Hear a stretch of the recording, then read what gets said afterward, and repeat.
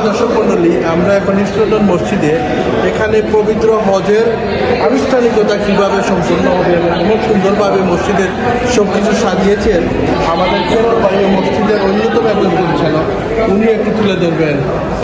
জনাব মোহাম্মদ কেরল ভাই, ধন্যবাদ। ইস্ট লন্ডন মসজিদে আপনার সঙ্গে স্বাগত। এখানে হজর এক্সিবিশন আছে, এখন মানুষ হজে গিয়ে কীভাবে করতে হবে সবগুলো দেখাবো। হজের সব ম্যাপটা আছে, যে খাবার থেকে একদম মিনা মুজদালিফা আরাফাত সবগুলো একটা ম্যাপ দেওয়া আছে। এরপরে বলে দেওয়া হচ্ছে এইটা হলো মারওয়া, এটা মারওয়া থেকে শুরু হয়, মারওয়াকে শেষ হয়, এটা 7 এইটা হলো গিয়া মিনার তাবু। এইভাবে বর্তমানে তাবুগুলো থাকে। এই ভিতরে একটা তাবুতের ভিতরে যেভাবে থাকে 6-7 জন থাকতে পারে। বর্তমানে এইভাবে মিনা, এইটা হলো পবিত্র আরাফাত, যেখানে গিয়া এটা বলে তোমার দোয়া কবুল হয়েছে। তারা এখানে আমরা যারা হজে যাই এখানে মাস থাকতে হবে আরাফাতের দিন, ওইটা হলো আরাফাত। এরপরে হলো মুজদালিফা, আরাফাত থেকে মানুষ যখন মুজদালিফা যায় রাত 7 ফজর পর্যন্ত এখানে মুজদালিফা থাকতে হবে। মুজদালিফা সে পরের দিন জামরাত, মানে 3টা শয়তানকে মারতে হবে, বড় শয়তান, ছোট শয়তান, মাঝে শয়তান, আমাদের পর্যন্ত মারতে পারে। ওইটা হইল গিয়া এই যে 5টা কাজ, ওইটা না করলেই হয় না। যেখানে লোক হজে গেলে মিনা, মুজদালিফা, আরাফাত এবং শয়তান মারা, শঙ্কর মারা, এগুলো করতেই হবে।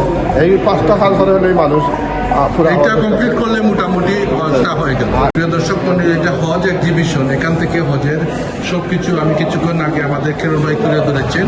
এই যে এই জায়গাটুকু, এইটা বলেন কেরল ভাই। এই হলো এহরাম, মানে লোক কিভাবে এহরাম করে, এহরাম বাঁধা যায়। পুরুষ, মহিলা এবং শিশুদের সবটাই আছে।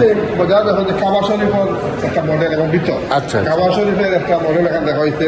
দেখেন এটা যে কাবা শরীফের ভিতর এইভাবেই থাকে, খোলা খুলে কিছু থাকে না। আর এটা আমাদের জমজমের পানি দেখি আমরা সব থাকে, এরকম জমজমের একটা পানি দিয়ে রাখার জন্য ব্যবস্থা করেছে। এই হলো পুরা ম্যাপ, পুরা মক্কা এলাকার ম্যাপ।